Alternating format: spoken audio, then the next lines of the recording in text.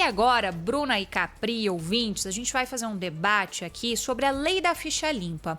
Falamos muito nesse assunto nesse mês de dezembro por conta de uma decisão do mais recente ministro do Supremo Tribunal Federal, o ministro Nunes Marques, em relação à lei da ficha limpa, mudando um pouquinho a regra do jogo. A gente vai explicar isso direitinho. E aí, qual que foi a consequência? Alguns pedidos chegaram à Justiça Eleitoral que poderiam beneficiar alguns eleitos em relação à suspensão de um trechinho da lei da ficha limpa. Esse trechinho falava sobre a punição de 8 anos de inelegibilidade para políticos que foram condenados. Começa a ser contada somente depois do cumprimento da pena. A decisão do ministro Nunes Marques muda um pouquinho isso, se aplica para as candidaturas para as eleições de 2020, ainda pendentes de análise pelo Tribunal Superior Eleitoral e também pelo Supremo Tribunal Federal. É um assunto que ainda vai ser julgado pelos ministros, mas que já gerou alguma espécie de discussão, sobretudo depois que houve uma decisão do ministro Luiz Roberto Barroso, presidente do Tribunal Superior Eleitoral, que manteve impedido um eleito que se beneficiaria dessa suspensão do trecho da lei da ficha limpa. Vamos conversar então com um dos idealizadores da lei da ficha limpa aqui no Brasil, que foi o ex-juiz, advogado Marlon Reis, que está na linha com a gente. Boa noite para você, bem-vindo aqui ao Bastidores. Muito boa noite. Doutor Marlon, conta pra gente, hein? O senhor como idealizador da ficha limpa, como que viu esses debates, como que viu a suspensão desse trecho específico que já está gerando pano pra manga aí? Então, nós vimos com grande perplexidade, com todo o respeito que temos pelo ministro, mas o que acontece é que o ministro decidiu sozinho contra uma decisão do plenário do Supremo Tribunal Federal. A grande maioria, expressiva maioria dos ministros da Corte já havia decidido sobre o tema lá em 2012 e agora, 8 anos depois, 10 anos depois da aprovação da lei da ficha limpa, 8 anos depois da declaração da sua constitucionalidade, houve essa decisão surpreendente, na última hora, um dia após o término do prazo para as diplomações. Então, o jogo já jogado, houve alteração da regra. E ainda num tema muito sensível, que é a parte da lei da ficha limpa que trata dos crimes mais graves que deixam pessoas inelegíveis. Pois é, né? Vamos explicar então qual que foi a decisão do ministro Nunes Marques, né? Ele suspendeu um trecho da lei da ficha limpa, segundo o qual essa punição de 8 anos de inelegibilidade para políticos condenados começaria a ser contada somente depois do cumprimento da pena. A lei atualmente, só para tirar a dúvida, diz que uma vez que houve a condenação, você já tem que esperar o cumprimento da pena para que esse prazo seja contado. Então, na prática, ele estaria antecipando isso. Seria isso? Na prática, ele está limitando a um máximo de 8 anos o período de inelegibilidade. E não é assim. Hoje, o condenado criminalmente fica inelegível a partir do momento em que há uma decisão por órgão colegiado, continua nessa condição até transitar em julgado a sentença condenatória. Depois disso, ele fica com os direitos políticos suspensos e depois começa o prazo de 8 anos. O que eles estão fazendo é diminuir esse prazo, fazendo com que ele possa correr apenas a partir da condenação pelo órgão colegiado. Há uma diminuição grande do prazo. Não é simplesmente um ajuste. E mais, passa a se comparar, dá o mesmo prazo para uma inelegibilidade por contas rejeitadas no Tribunal de Contas ou por homicídio. Eu quero lembrar que esse dispositivo, a linha E, onde está aí essa discussão, ela trata de crimes como homicídio, estupro, sequestro, narcotráfico, genocídio, racismo, onde estão os crimes mais graves que afetam o tema das inelegibilidades. É por isso que a inelegibilidade é longa aí, porque a sociedade lutou por isso e agora se tenta relativizar e reduzir e tratar igualmente assuntos que não são iguais. Causas diferentes de inelegibilidade, umas mais graves, outras mais simples e todas tratadas com o mesmo prazo. Isso é completamente irrazoável. Doutor Marlon, o senhor vê nessa decisão do ministro Nunes Marques a tentativa de benefício a alguém ou a algum grupo? Olha, eu não quero crer, né? Não acredito que seja, porque é, não identificamos isso também. Agora, o grave da decisão, que talvez seja até mais grave do que isso, é que ela coloca em risco uma lei cuja aplicação já está estabilizada no tempo. Ninguém quer revisão alguma da lei da ficha limpa, ela precisa ser aplicada corretamente. A lei da ficha limpa, ela completou 10 anos de sua aprovação agora, este ano, e ela se transformou num marco importante que define o cenário eleitoral brasileiro. Então, o que nós precisamos é justamente de estabilidade nesse campo, e nós já adquirimos. E agora, depois de 10 anos da lei aprovada, se faz esse salto aí, completamente injustificável, com uma surpresa, como eu já disse, de última hora. Então, é isso que a gente mais quer impedir que aconteça. Assim. Uma mudança que pode abrir um flanco para outras mudanças ainda mais graves. Numa época em que a gente vê aí solavancos, problemas para toda a luta contra a corrupção. Foi uma ação do PDT analisada pelo ministro Cássio Nunes Marques, né, doutor Marlon? Mas a gente tem uma série de políticos aí que, caso esse entendimento fosse confirmado depois no Supremo Tribunal Federal ou pela via da Justiça Eleitoral propriamente dita, que poderiam ser beneficiados, né? Entre eles, a própria situação do ex-presidente Lula, né? Sim, todos os condenados criminalmente estão aguardando essa decisão aí. Felizmente, não houve apenas a decisão do ministro Barroso garantindo que não seria aplicada essa orientação, como o próprio ministro Cássio Nunes Marques refluiu da sua decisão e expressamente delegou ao TSE a decisão de determinar que o processo aguarde julgamento em plenário. É o que o ministro Barroso está fazendo. Agora, lamento profundamente que o PDT tenha tomado essa providência. Foi o primeiro partido que ousou entrar em conflito direto com a lei da ficha limpa e com a sociedade brasileira que a conquistou. E eu espero que eles revejam esse entendimento. O partido é justamente para veicular as demandas populares e não para contrariar a vontade majoritária, democraticamente estabelecida da sociedade brasileira. Doutor Marlon, a gente tem aqui no Brasil, não é, pedido cada vez mais o endurecimento das leis. A gente tem pedido que as leis sejam cada vez mais duras, apertem para que possam ser cumpridas e desestimulem aqueles que infringem as regras. O senhor acredita que nessa medida em que a lei da ficha limpa está hoje, não é aplicada hoje, ela é suficiente?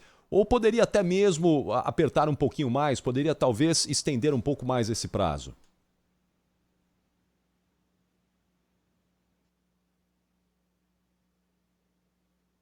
Perdemos o contato. Perdemos a gente vai tentar restabelecer o contato com o doutor Marlon. É um assunto importante, né? Polêmico, o ministro Nunes Marques chegou aí causando um pouquinho de polêmica com essa decisão dele, pegou, de certa forma, o mundo jurídico com bastante surpresa, né, Capri, Sim. Bruna e ouvintes, porque na prática, né, ele permite que esse prazo seja contado paralelamente ao cumprimento da condenação e não após o fim da condenação. Então, na prática, você poderia encurtar um pouquinho o cumprimento da lei da ficha limpa, que é uma grande conquista para o Brasil, uma lei que teve ali um pilar popular muito forte e que é apenas o pontapé para a gente discutir outros pontos que ainda precisam ser aprimorados também na legislação e focando muito na questão ali dos grupos políticos, obviamente, afinal de contas, o nosso histórico aí pega, por exemplo, a situação no Rio de Janeiro, que é triste a gente falar, a quantidade de governadores e ex-governadores que estão envolvidos em processos por lá, e são situações que vão podendo ser afetadas mediante qualquer mudança em relação à lei da ficha limpa ou qualquer outro debate nesse sentido, né? Sim. Então, esse é um ponto que a gente pode tocar com ele sobre esse aprimoramento, né, Capri? Sim, sim. O senhor ouviu a minha pergunta, doutor Marlon? Sim, Capriotti, eu vi sim houve uma pequena interrupção, né? Sim. Voltei aqui, mas eu captei a sua pergunta.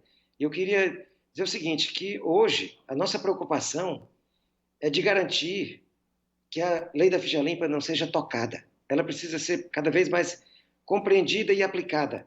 Ela trouxe tantos novos institutos para a luta contra a corrupção que ainda está pendente de um aprofundamento à sua compreensão.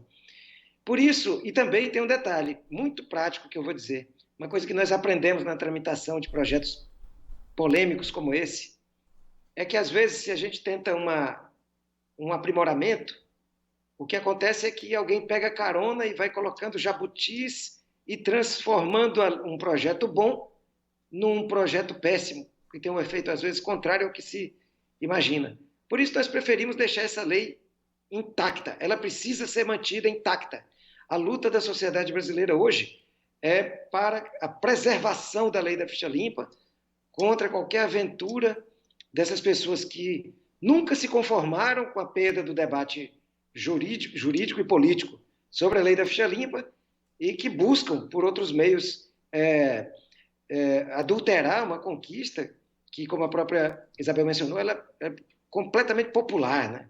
Foi um momento histórico de mobilização da sociedade brasileira e é por isso que nós lutamos tanto pela preservação dessa verdadeira marca brasileira que é a ficha limpa.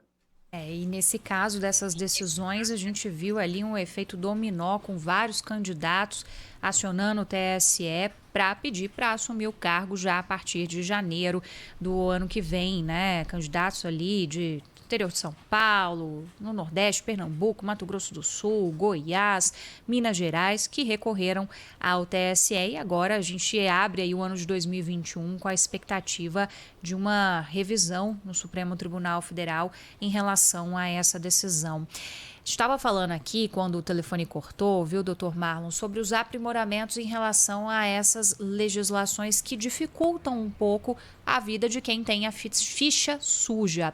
A ficha limpa foi um bom ponto inicial aí em relação a isso. Que outros debates para aprimorar ainda mais as legislações o senhor apontaria e que podem vir a ser alvo aí do legislativo?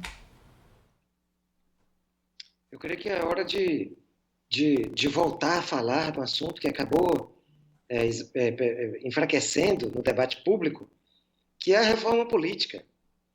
Assim, criar um sistema em que as eleições sejam mais baratas, cada vez mais baratas, em que haja uma clareza para o eleitor daquilo que ele está fazendo com o seu voto. Hoje as pessoas votam, por exemplo, para deputado e vereador, acreditando que estão votando numa pessoa, quando na verdade estão votando num partido. E só secundariamente na pessoa.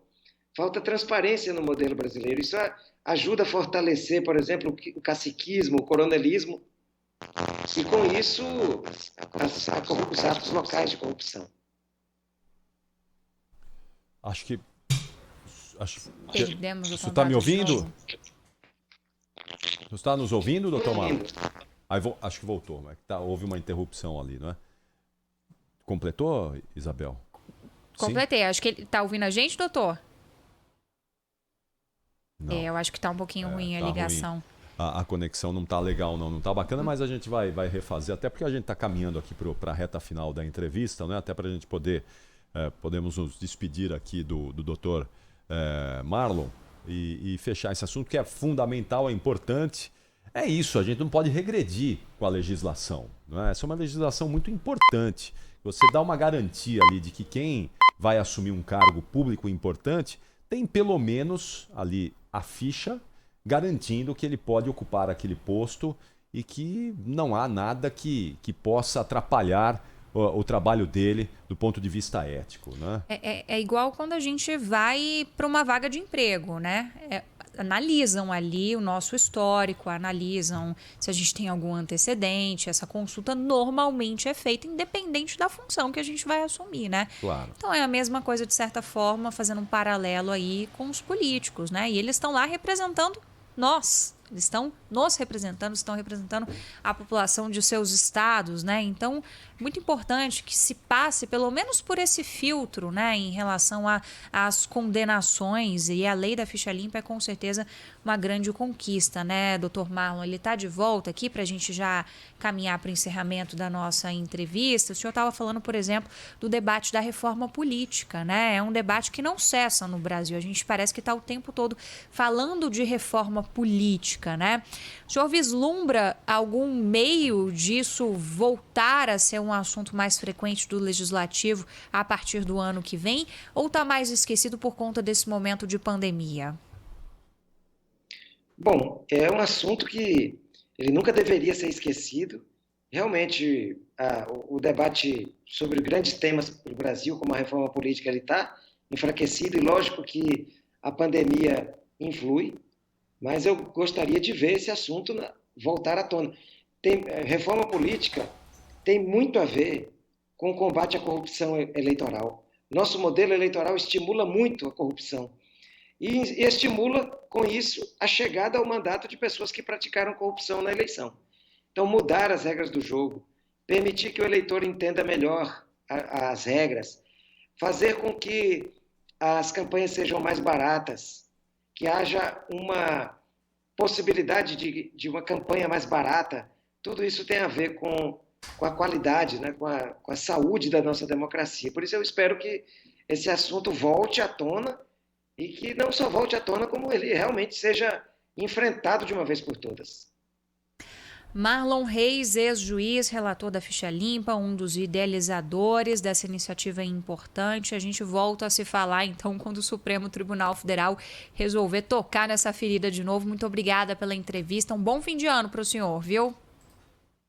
Muito obrigado. Bom fim de ano para vocês também, para todos os ouvintes. Obrigado, doutor Marlon. Muito obrigado.